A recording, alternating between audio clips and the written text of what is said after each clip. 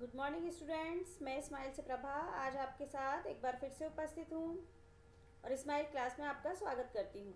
बच्चों, last video में हमने औद्योगिक तंत्र, औद्योगिक प्रदेश और औद्योगिक विपदा के बारे में समझा था। आज के इस वीडियो में हम प्रमुख उद्योगों का वितरण टॉपिक पढ़ेंगे और इससे साथ साथ लोहा इस्पात उद्योग के बारे में जानकारी प्राप्त करेंगे। बच्चों, विश्व के प्रमुख उद्योग लोहा इस्पात उद्योग, सूती वस्त्र उद्योग और सूचना प्रौद्योगिकी उद्योग हैं। लोहा इस्पात उद्योग और वस्त्र उद्योग काफी पुराने उद्योग हैं, जबकि सूचना प्रौद्योगिकी उद्योग एक नया उभरता हुआ उद्योग है। वे देश जिसमें लोहा इस्पात उद्योग उपस्थित हैं जर्मनी, संयुक्त राज्य अमेरिका, चीन, जापान और रूस हैं। वस्त्र उद्योग भारत, हांगकांग, दक्षिण कोरिया, जापान और ताइवान में संकेंद्रित हैं। सूचना प्रौद्योगिकी उद्योग के मुख्य केंद्र मध्यवर्ती कैलिफोर्निया के सिलिकॉन घाटी में और भारत के बेंगलुरु प्रदेश में स्थित है। इसीलिए बच्चों, भारत के बेंगलुरु को भारत की सिलिकॉन वैली कहा जाता है। बच्चों, उभरते हुए उद्योग सनराइज उद्योग के नाम से भी जाने जाते हैं। इसमें सूचना प्रौद्योगिकी, स्वास्थ्य लाभ, सत्कार तथा ज्ञान से संबंधित उद्योग शामिल हैं। लोहा इस्पात उद्योग अन्य उद्योगों की तरह लोहा इस्पात उद्योग में भी बहुत से निवेश, प्रक्रम और निर्गत शामिल हैं। यह एक पोषक उद्योग है जिसके उत्पाद अन्य उद्योगों के लिए कच्चे माल के रूप में प्रयुक्त होते हैं। हमने पहले भी पढ़ा था कि पोषक उद्योग वो होते हैं जिनके उत्पाद किसी और उद्योग में कच्चे माल के रूप में उपयोग किए जाते हैं।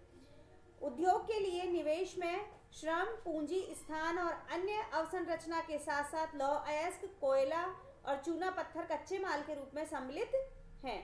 लौह अयस्क से इस्पात निर्माण की प्रक्रिया में कई चरण शामिल हैं। सबसे पहले कच्चे माल को झोंका भट्टी में रखा जाता है। यहाँ यह प्रगलित होता है, मतलब इसको गलाया जाता है। इसके बाद यह परिशोधित होता है। प्राप्त उत्पाद इस्पात होता है। जो परिशोधित होने के बाद जो उत्पाद हमें मिलता है वो इस्पात कहलाता है, जो अन्य उद्योगों में कच्चे माल के रूप में उपयोग किया जाता है। इस्पात कड़ा होता है और इसे आसानी से काटा और आकार दिया जा सकता है अथवा इससे तार बनाए जा सकते हैं।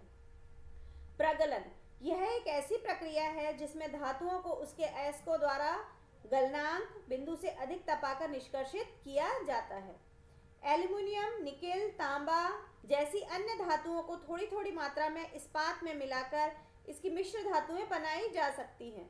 मिश्र धातु इस्पात को असामान्य कठोरता, दृढ़ता और जंग प्रतिरोधक क्षमता प्रदान करती है। यानी कि इन जब धातुओं को थोड़ा थोड़ा इसमें मिलाया जाता है तो मिश्र धातु बनती है। मिश्र धातु से जो बनने के बाद जो धातु प्राप्त होती है वो बहुत अधिक कठोर होती है, दृढ़ होती है और जंग प्रतिरोधक क्षमता वाली होती है।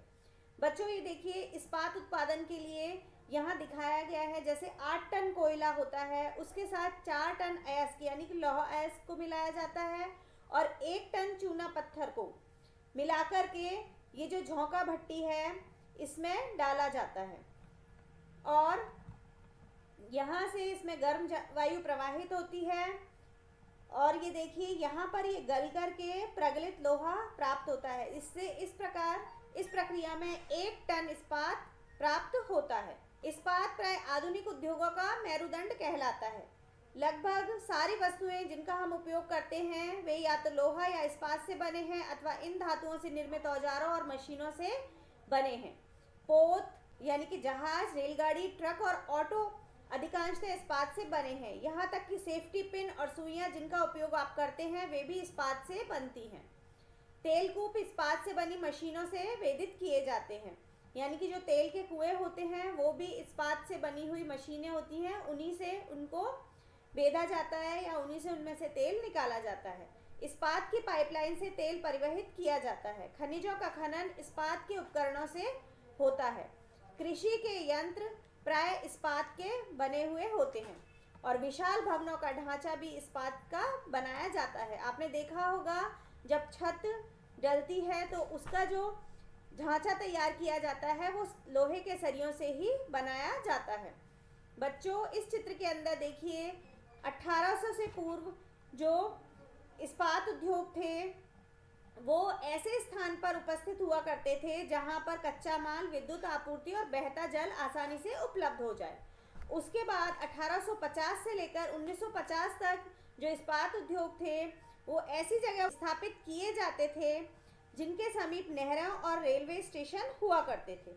इसके बाद इस चित्र में देखिए 1950 के बाद जो भी इस्पात उद्योग स्थापित किए जाते हैं वो इस्पात समुद्र पतन के निकट सपाट भूमि के विशाल क्षेत्रों में किए जाते हैं, क्योंकि उसका कारण ये है कि 1950 के बाद जो इस्पात का उत्पादन है वो बहुत अधिक बढ़ गया था और उसको एक स्थान से दूसरे स्थान पर ले जाने के लिए यानी कि ट्रांसपोर्ट करने के लिए जहाज़ों का उपयोग होने लगा। और ऐसा इसलिए हुआ क्योंकि इस्पात निर्माण का कार्य इस समय तक बहुत विशाल हो गया और लौह अयस्क विदेशों से आयात करना पड़ता था। भारत में लौह इस्पात उद्योग कच्चा माल, सस्ते श्रमिक परिवहन और बाजार का लाभ लेते हुए विकसित हुए।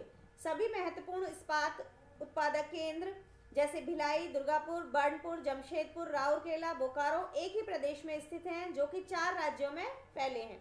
वे 4 राज्य हैं पश्चिम बंगाल, झारखंड, ओडिशा, छत्तीसगढ़। भद्रावती और विजयनगर कर्नाटक में, विशाखापट्टनम आंध्र प्रदेश में, सलेम तमिलनाडु में अन्य महत्वपूर्ण इस्पात के केंद्र हैं जो स्थानीय संसाधनों का उपयोग कर रहे हैं। जमशेदपुर 1947 से पूर्व भारत में केवल एक इस्पात का कारखाना था, Tata iron and steel company limited TISCO. यह निजी स्वामित्व में था। स्वतंत्रता के पश्चात सरकार ने यह कार्य अपने हाथ में लिया और बहुत से लोहा इस्पात संयंत्र स्थापित किए। झारखंड में स्वर्णरेखा और खरकई नदियों के संगम के समीप साकची में सन 1907 में टिस्को की शुरुआत की गई थी। बाद में साकची का नाम बदलकर जमशेदपुर रखा गया। भौगोलिक रूप से जमशेदपुर देश में लोहा इस्पात केंद्र के रूप में सर्वाधिक सुविधाजनक स्थान पर है।